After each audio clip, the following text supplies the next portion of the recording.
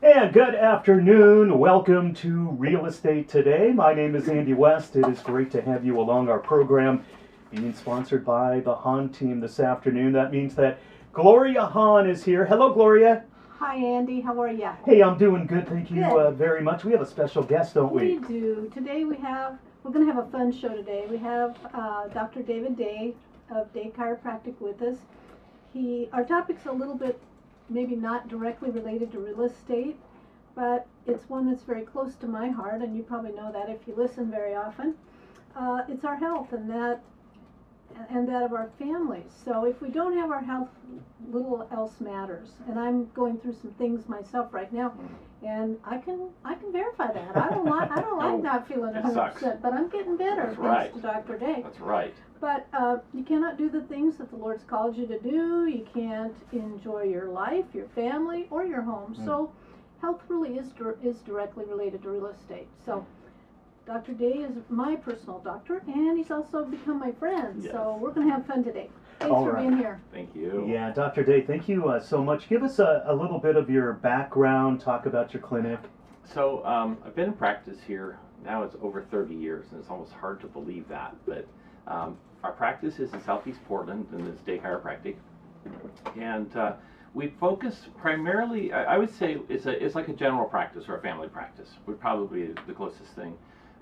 So we take care of everything from little infants who are just born to grandmas and grandpas and people who are, on their way to glory, so to speak. So, it's really an exciting thing. It means we're faced with all sorts of a wide variety of things, and I love taking people whose life has started to just go down the tubes a little bit, and they're feeling tired, and they're just not happy with where their level of health is.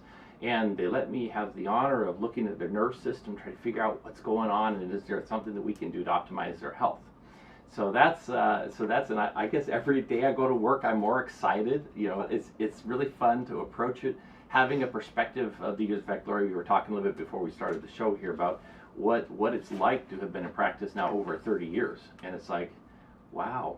It's very sobering when you think about that. Well, you still like what you're doing. And I love what I do. I mean, that's one of the fun things when I come in to see you during the week is that you're singing while you're taking care of your patients. And Yes. I mean, I've never had a doctor that sings while No. he's taking care of his patients, but you're happy and Yeah. healthy and all Yeah. those right things, and the joy of the Lord is so obvious Yeah. in you. So Yeah, well, thank you. Yeah, so love to do it.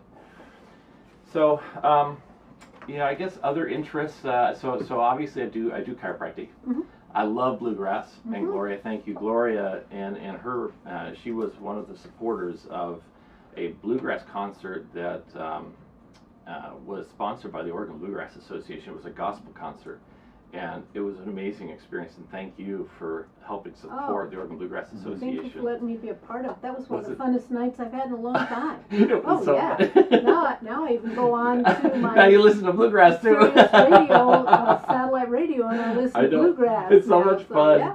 Well, so funny. We listen, the things that intrigue us, like, the show. I listened to your show that they recorded here several times ago about the the nose blind. When you're going to sell your house, and it's so fun. So I listened on SoundCloud. It's really amazing. All these things that we can have information that comes to us, and so it's exciting anyhow. So it's really, really thrilling. So you happen to notice, though, that I'm teaching a class on an interesting topic, huh? I did, and that's what got you here as my guest, because I saw a flyer at your clinic that said effective flu fighting.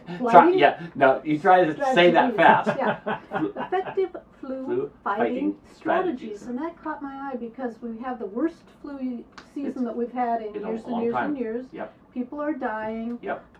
They're getting pneumonia. Yep. Things are getting worse, and I thought, this would be really good for my listeners to hear this, because I think we all want to be able to fight these things without Absolutely. having to end up in the hospital. Yes. And so what can we do?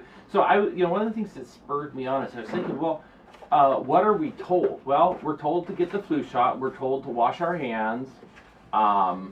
There isn't a lot, and then a lot of times they say, well, avoid exposure. So that means people sometimes just kind of hole up, and it's like they lose their winter. And I'm going, well, that doesn't. I don't like that. To me, it's like, wait a minute, what other things can we do? And it is interesting as a chiropractor. You go, well, why am I teaching a class on the flu? I mean, I don't give flu shots. I don't do any of that sort of stuff. Well, that kind of makes me have to raise my game. And also, there's a historical connection. So what I brought with me is a book that was written actually in 1910 by D.D. Palmer, and it was published in Portland, Oregon, because at the time he was living here in Portland. This was given to my father by the grandson, D.D. Palmer, the grandson of this guy who wrote it. And one of the things that as you read this story that talks about so page 18, he says, one question was always uppermost in my mind in my search for the cause of disease. I desired to know why one person was ailing and his associate eating at the same table, working at the same shop, at the same bench was not. Why?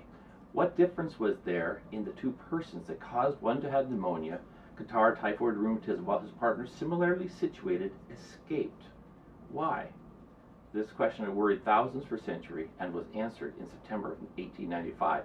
And then he tells the story of the very first adjustment that he gave to that janitor in his building who was deaf. That was 1895? 1895 was when chiropractic started. I knew he was the one, he was the first He one. was, Right? Yeah. he was Yeah. the founder, okay? So then you go, okay, well that's interesting. Then fast forward just a bit to the huge pandemic that we had, and it was a pandemic of the flu. It was called the Spanish flu, right, in 1918, 1919. Well, what was the connection with chiropractic? Well, at that point, when that flu came on like that, there were tremendous amounts of mortality.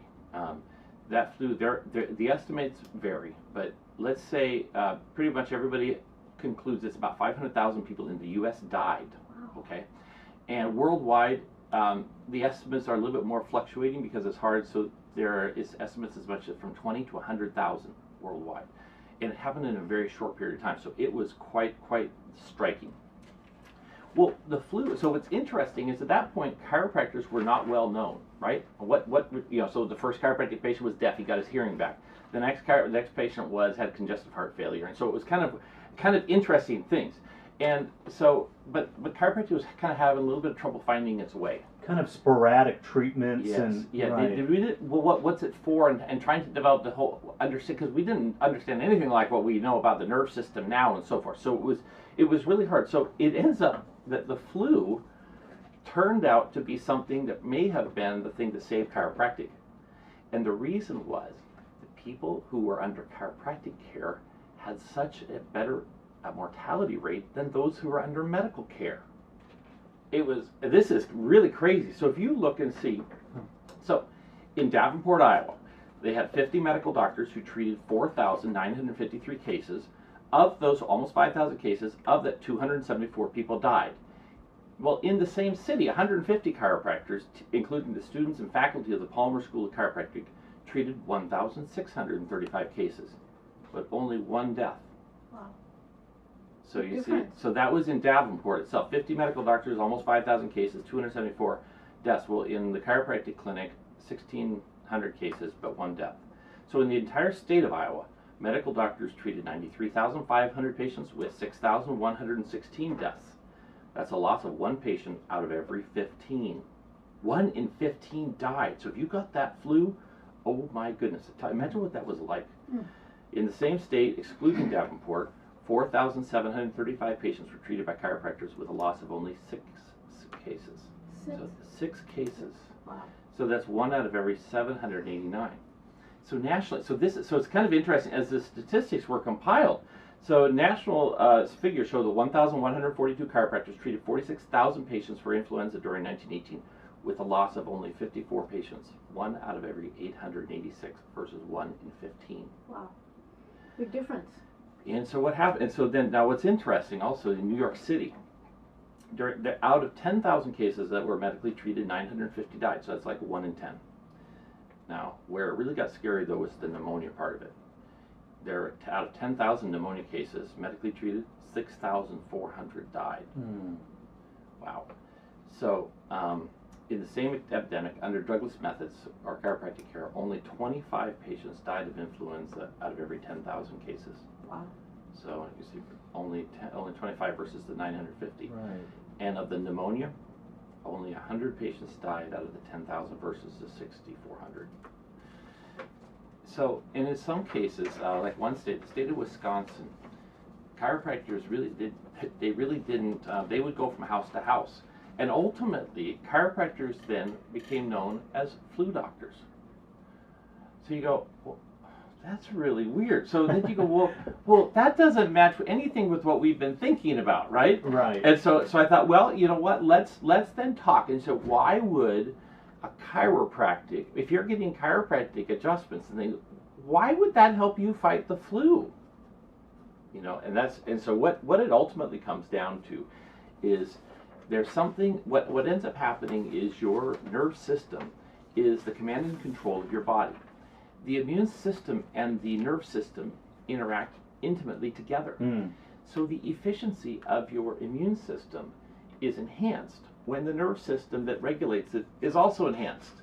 And so something about getting that turned on does an amazing thing in the body. So that's kind of, so I guess one of the first things that as I think about, well, what are the things, if you want to be most effective in terms of your fight against the flu, one thing is make sure your nerve system is being checked and taken care of by a chiropractor. That would be probably one of the most important things. Now, we've got a lot of things we're going to talk about today, and it's really kind of cool because whether you have a chiropractor, whether you've even thought about it or not, there are still lots of other things that you can do. So that was something, as I was getting ready for this show, I was so excited, Gloria, and thank you for inviting me, because this is going to be a really good show for people to think about, really kind of dive in, especially as we go into our next segment. Well, we have like 43 minutes left, so that won't be enough. But. Yeah, so Dr. David Day is with us right now on Real Estate Today. Gloria Hahn of the Hahn team, of course, the sponsor of the show, and Dr. Day is here. We're talking about effective flu fighting strategies.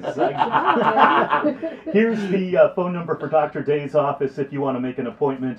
It is 503-760-7572, 503-760-7572.